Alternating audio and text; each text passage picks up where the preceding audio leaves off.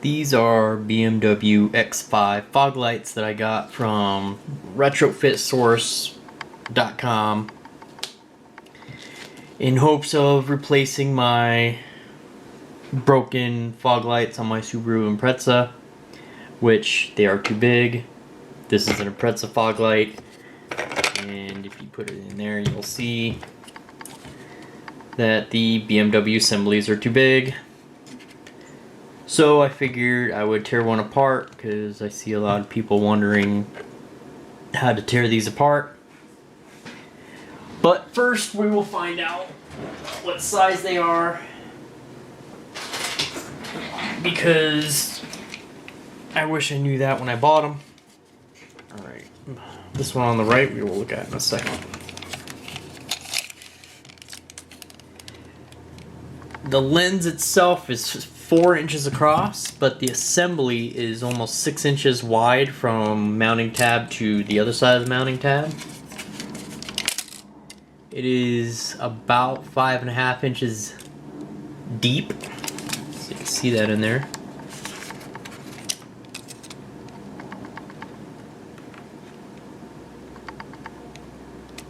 And it's about, what was that, 4.5 on the other side, because they are sloped a little bit, like that. Okay, if I hook this up to my Rygold power supply, you can see what the beams look like.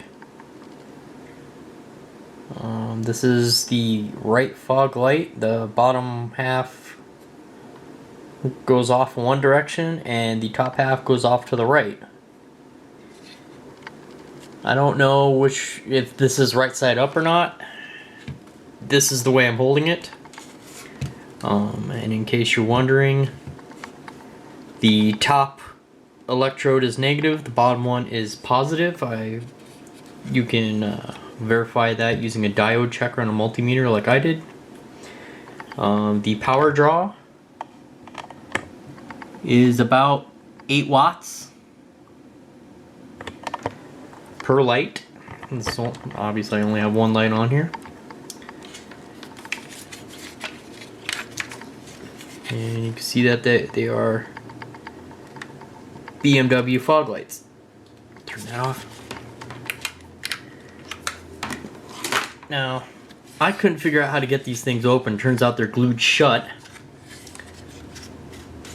But you can make them a little bit smaller if you're trying to fit them in some place tight. This up here is the adjustment screw. And this whole assembly up here just pulls out somehow. To get the adjuster off, apparently you push this way on the top, and then it comes off like that. The adjuster screw comes out of that groove, and then you have to unscrew it out of this area to get it all the way off. Now this thing is already crooked. It's got two axial mounts, one on each side. This is what controls the aiming of the beam. On the left side, this whole assembly comes out. It's only held in with a rubber seal on the inside. So you can pry it up gently. I don't care about these lights anymore because they won't work for me. I'm just going to pull the LEDs out of them. But you can pry these tops off. They aren't easy to get out, obviously. This edge cap comes off. Just got a rubber seal right there. It engages into the light. You can see in there part of the casting goes in this little T-bar, and then this slide just slides off like that. And you can gain some room. This is one I already modified before, so it's probably gain about a 1/2 inch that way. I cut the adjuster off and that, trying to mount it in my Subaru, and it still didn't fit. So I wondered how the hell you get this thing open. Well, if you look on one that isn't closed, that's what one that isn't closed look like. I ended up going around with a Dremel all the way around. this corner right here, this little lip, as you can see on here, because it is full of glue. There's a U-shaped groove in here that the clear part sits inside, that while the glue is still wet, and then it is firmly glued into place. The glue is flexible but quite freaking strong, and they use a ton of it. But eventually, if you cut all that out and then you go over it with a razor blade like I did, you can pull the lens off in one assembly, and you can see the glue is still on it and how far down the glue actually goes, if it'll focus. Then there's the silver outer ring, which is also glued into place. So you have to go around each one of the tabs. There's one there, and one there, with another razor blade, so you can pull that off.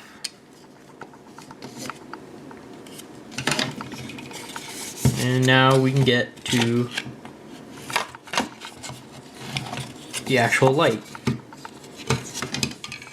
The connector is held on with two tabs, one that I already broke on this one, but there's one tab on each side. You just push them together, and then that comes out, and you have a working LED assembly. And now we can take it apart further. The wire just has an edge, guard edge connector that comes off like that. And there are 4 screws in the back. These screws are Torx 15s.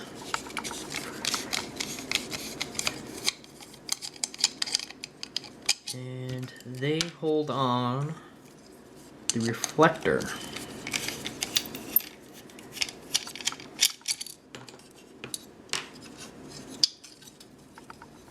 There is also a tab holding on the reflector at the bottom.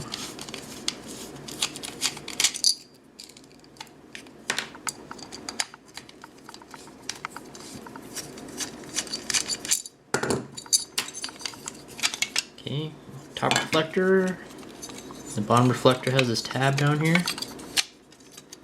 Pull the tab off, and now we can see the LEDs. There are 2 LEDs, and they're hooked on to an enormous heatsink assembly, just to cool these 2 LEDs. Let's pull it apart some more. That is not a Torx 15. That is, looks like it might be a Torx 10. Torx 10. 10? Torx 10. Alright. Pull this off.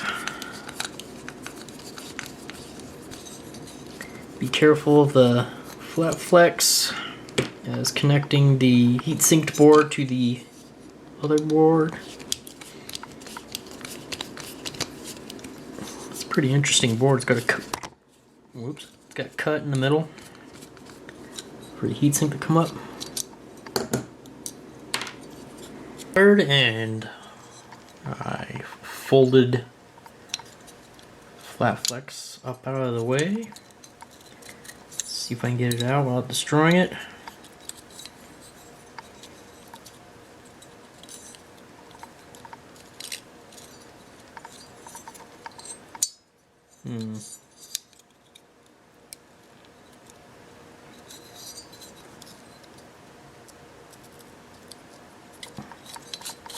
There we go. Here's a close look at the board.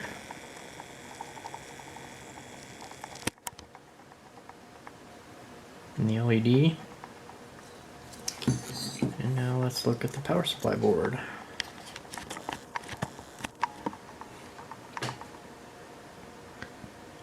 Looks like a couple of power supplies.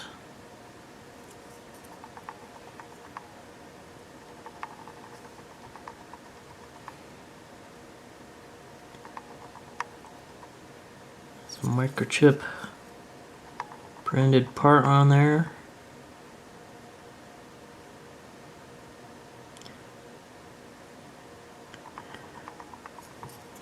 I'm not gonna look up all the numbers.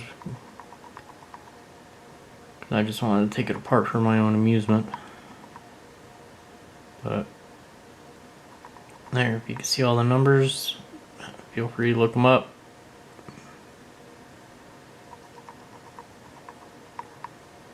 I can tell you that if the voltage drops below, I think it was 5 volts, the light goes out.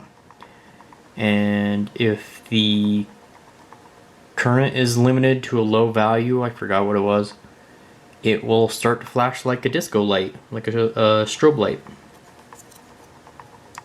Here's the back of the board. Looks like a 2013 vintage. And that's it.